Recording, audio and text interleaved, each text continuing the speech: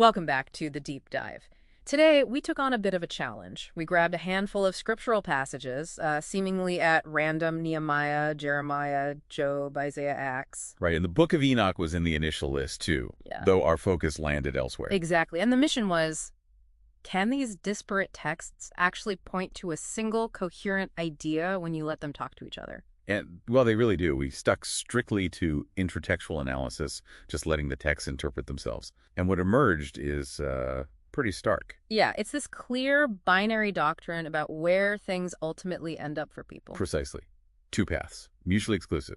Either it's final, irreversible extinguishment, gone for good, or it's complete restoration, resurrected life. Okay, let's dig into that first path, the extinguishment idea. What's the main picture the texts paint for the end of the wicked? It's not what some might expect. No, the core metaphor isn't endless torment. It's simply finality.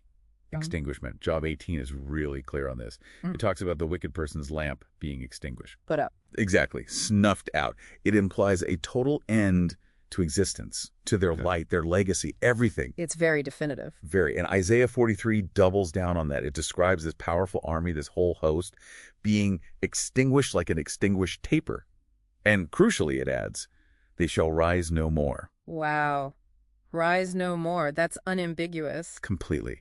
And the texts even tell you how the righteous are supposed to react to seeing this justice. Job 22 says they felt this. Profound theological relief, maybe vindication, to the point where they laughed them to scorn. Wait, hold on. Last them to scorn. That feels intense. Is suggesting vindication means, mockery? It seems a bit like spiritual schadenfreude. Well, it's strong language, definitely. But I think the text is emphasizing the complete validation of the moral order. The relief comes from seeing undeniable proof that, yes, justice prevails. Okay. But that language, that scorn, it really highlights the massive gulf between the two paths, the two outcomes. And that gulf, that difference, it directly influences how people live now. Right, that makes sense. If you genuinely believe it all just ends, how does that affect your life today? And our sources show this perfect contrast, these two very different responses. Absolutely. The first response is basically despair leading to nihilistic hedonism. Yeah. Isaiah 22 nails it. Let us eat and drink, for tomorrow we die. If there's nothing after, just grab what you can now. That's the logic. Frantic consumption, because death is seen as the absolute final curtain call. But then you have the polar opposite in Jeremiah. Jerusalem's under siege, facing total annihilation. Looks like the end of the world for them. It really did. And what does Jeremiah do? He goes out and buys a field for 17 shekels of silver.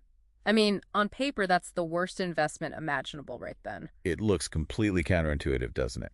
But it's this profound act of tangible faith. He's performing the old legal ritual of land redemption. The Hebrew word is gal. Redemption. Right. By redeeming land during a siege, he's putting his money, literally, where his faith is, investing in a future restoration he can't yet see.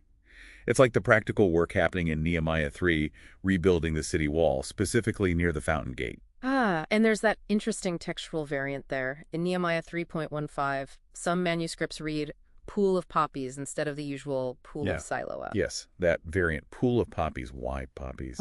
Poppies often symbolize sleep or even death. So having that image right at the spot where restoration work is happening, rebuilding the gate, it kind of powerfully juxtaposes the work of faith against the backdrop of potential finality, of sleep or death. So the work happens even staring that possibility in the face. Exactly. Which brings us to this really neat convergence. We saw eating and drinking is the ultimate sign of despair in Isaiah. Yeah, eat and drink, for tomorrow we die. But then that same action, eating and drinking, gets completely flipped. It becomes the ultimate proof of hope. In Acts chapter 10, it talks about the witnesses God chose beforehand. And how did they know? How were they confirmed? It says they have eaten and drunk with him after he rose from the dead. So the meal with the resurrected Messiah. Precisely. That shared meal, that simple physical act of eating and drinking after death, it completely refutes the philosophy of eat and drink, for tomorrow we die. It's the tangible proof that death isn't the end. Wow. So the symbol of despair is transformed into the confirmation of resurrection. These different texts really do pull together on this. Your belief about the end shapes your actions right now. That's the core takeaway. So the final thought for you listening, if believing in annihilation leads to that kind of desperate consumption. Eating and drinking before the end. Right.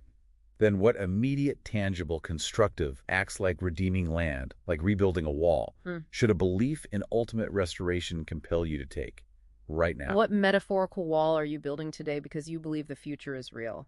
Definitely something to mull over.